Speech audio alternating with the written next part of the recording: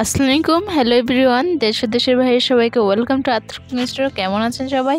Hopefully সবাই ভালো আছেন, আমরাও ভালো আছি। আজকে নিয়ে আসলাম ডিমের একটা অন্যরকম স্পেশাল একটা রেসিপি, উইন্টার ভ্যাকেশনের জন্য must be try.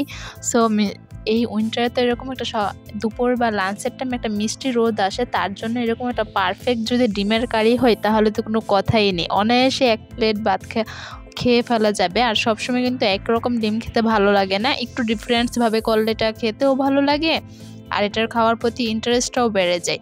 So first of all আমি এই জায়গায় দেখতেই পাচ্ছেন, আর এটা কিন্তু অবভিয়াসলি সরিষার তেল দিয়ে করবেন, তাহলে এটার টেস্টটা অনেকটা বেড়ে যায়। সো আমি এই জায়গায় প্রেফার করি সরিষার তেল। আমি এই জায়গায় প্রায় 1/3 কাপের মতো সরিষার তেল দিয়ে তারপর ডিমগুলো ভেজে নিচ্ছি। এর জন্য আপনাদের একটা ট্রিক্স শিখিয়ে দিচ্ছি, ডিমগুলো যাতে না ফুটে তার জন্য আমি এই জায়গায় 2-1 চিমটির মতো লবণ দিয়ে দিয়েছি। আর যাতে এটা দেওয়ার কারণে কিন্তু ডিমগুলো আর ফুটবে না আর কোনো ধরনের ছিদ্রও হবে না। সো দেখতেই পাচ্ছেন কি সুন্দর করে জাস্ট আমি একটু ভেজে নিয়েছি, এতটা ভাজতে যায়নি।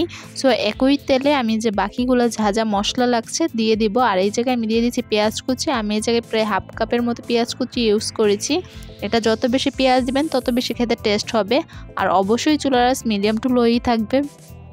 আর ভিডিওগুলো ভালো লাগলে অবশ্যই লাইক, কমেন্ট, শেয়ার এবং সাবস্ক্রাইব করে পাশে থাকা বেল বাটনটা ক্লিক করে যাবেন। যারা ফেসবুক পেজ থেকে দেখছেন অবশ্যই ফেসবুক পেজটাকে লাইক দিয়ে ফলো দিয়ে একটা শেয়ার দিয়ে যাবেন, ফ্রেন্ডস ফ্যামিলি সবার সাথে শেয়ার করবেন। আর আপনাদের কাছে রিকোয়েস্ট রইল, যদি রেসিপিটা ভালো লাগে অবশ্যই ট্রাই করে আমার কমেন্ট বক্সে কিংবা আমার ফেসবুক পেজে শেয়ার করতে পারেন। আর কে কোন জেলার থেকে দেখছেন সেটাও কমেন্ট করতে পারেন। ভিডিওতে বা ভয়েস যদি কোনো ধরনের ভুল ত্রুটি পান তাহলে ক্ষমার দৃষ্টিতে দেখবেন। ইনশাল্লাহ আমি ট্রাই করব আস্তে আস্তে সব কিছু কাটিয়ে নেওয়া।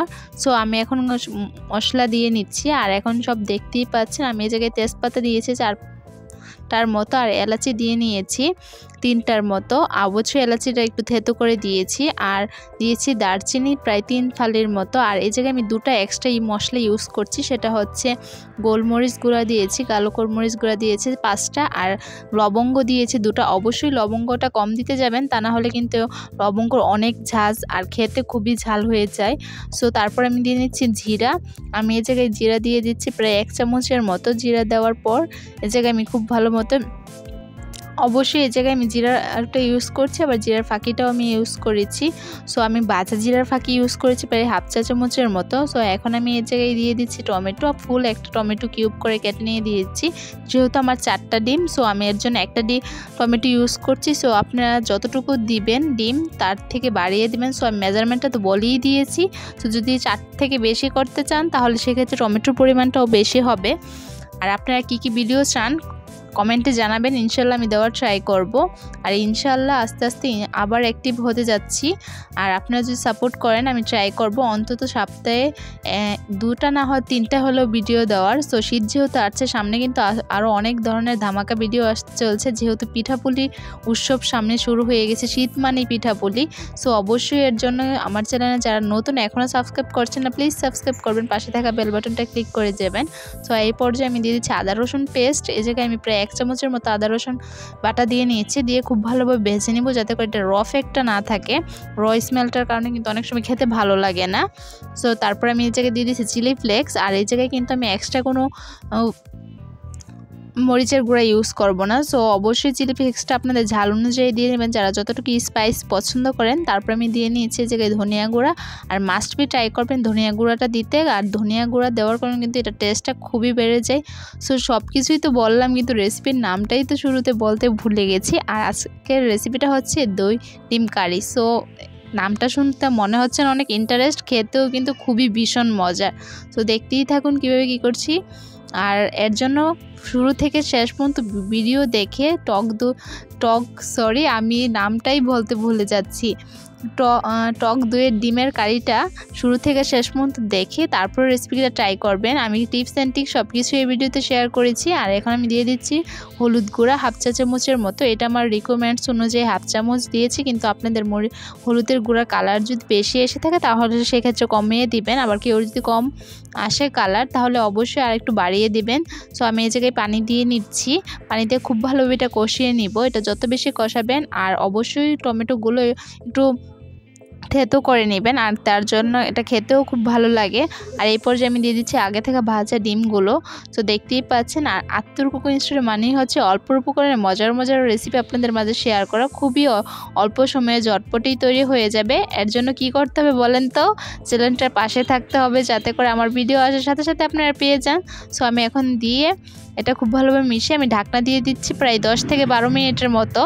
সো আমি যখন বয়স দিতে চাই, বাসার পাশেই বাইক বা কোনো ধরনের বাড়ির কনস্ট্রাকশন কাজ হয়েই থাকে। সো আপনারা একটু মানিয়ে নেবেন, আস্তে আস্তে ইনশাল্লাহ ঠিক করে নিব। কিন্তু ঠিক করব কীভাবে বলেন? বয়স দেওয়ার সময় এরকম ব্যাকগ্রাউন্ড নয়েজ আসবেই। সো একটু স্কিপ করবেন, স্কিপ করে দেখে নেবেন, মানে ভিডিও স্কিপ করে না, আমার ভয়েসটা একটু স্কিপ করে দেখে নেবেন। সো ফার্স্টে আমি খুব ভালোভাবে ঢাকনাটা তুলে দেখতেই পাচ্ছেন নাড়াচাড়া করে নিচ্ছি, কারণ যে কোনো সময় লেগে যাওয়ার সম্ভাবনা থাকে। সো অনেক আজকে পক পক করছি, কিন্তু পক পক করলে কি হবে, আজকে কিন্তু আপনাদের এই টক ডিমের কারি কীভাবে করতে হয় এটা সব কিছুই দিয়ে দিচ্ছি। আর এখন আমি এই জায়গায় টক দই দিয়ে নিচ্ছি। আমি টক দইটা খুব ভালোভাবে ফাটিয়ে নিয়েছি। অবশ্যই টক দইটা কিন্তু ফাটিয়ে নেবেন, তা না হলে কিন্তু ভেজালে পড়ে যাবেন। সো অবশ্যই, যদি আমি এটা আগে থেকে ফ্রিজে রেখেছিলাম, যার জন্য ফ্রিজ থেকে মিনিমাম 2 ঘন্টা আগে বের করে তারপর এটা ফাটিয়ে নিয়েছি। একদম যখন নর্মাল টেম্পারেচারে এসেছে ঠিক তখনই আমি দিয়েছি। অনেকে জিজ্ঞেস করতে পারেন, আপু এটা তো টকও হতে পারে না। আপু আমিও ফার্স্ট অফ অল এরকমই ভাবছিলাম, কিন্তু ট্রাই করার পর যখন দেখেছি না এরকম লাগে না, খেতে একটা দুর্দান্ত লাগে, একটু অন্যরকম টেস্ট লাগে। সো তারপরে আমি আপনাদের কাছে শেয়ার করে ফেললাম। আমার ফ্যামিলির সবাই তো পছন্দ করছে, ইনশাল্লাহ আশা করছি আমার রেসিপি ফলো করে যদি আপনারা করেন আপনারাও ফিদা হয়ে যাবেন। কারণ ডিম এর কারি এমন একটা রেসিপি, এটার ভ্যারাইটিসভাবে যদি করেন তাহলে এটার খাওয়ার টেস্টটাও বেড়ে যায়। সো এবার দই দিয়ে না হয়ে ডিমটা রান্না করে ফেলবেন, আর বাসার সবাইকে একটু চমকিয়ে দিবেন, দেখবেনই তারাও কীরকম অদ্ভুত হয়ে যায়। আর কিন্তু অনায়াসে তারা ছেটেপুটে খেয়ে নেবে 1 প্লেট ভাত, এটা কোনো কথাই নেই। সো দেখতেই পাচ্ছেন আমার এটা কিন্তু তৈরি হয়ে এসেছে, আর দেখতে যেমন হয়েছে খেতেও দুর্দান্ত, আপনাদের বলে তো বিশ্বাস হবে না। সো এর জন্য ট্রাই করতে হবে, মাস্ট বি ট্রাই। তো আমার এটা হয়ে এসেছে, আর এখন আমি নামিয়ে পরিবেশন করে দেখিয়ে দিচ্ছি। তাহলে আজকে এতটুকুই বিদায় নিচ্ছি। আপনারা সম্পূর্ণ ভিডিওটি দেখার জন্য অসংখ্য ধন্যবাদ। সবাই আমার ফ্যামিলির জন্য দোয়া করবেন, আমিও আপনাদের ফ্যামিলির জন্য দোয়া করি। আসসালামু আলাইকুম, আল্লাহ হাফেজ।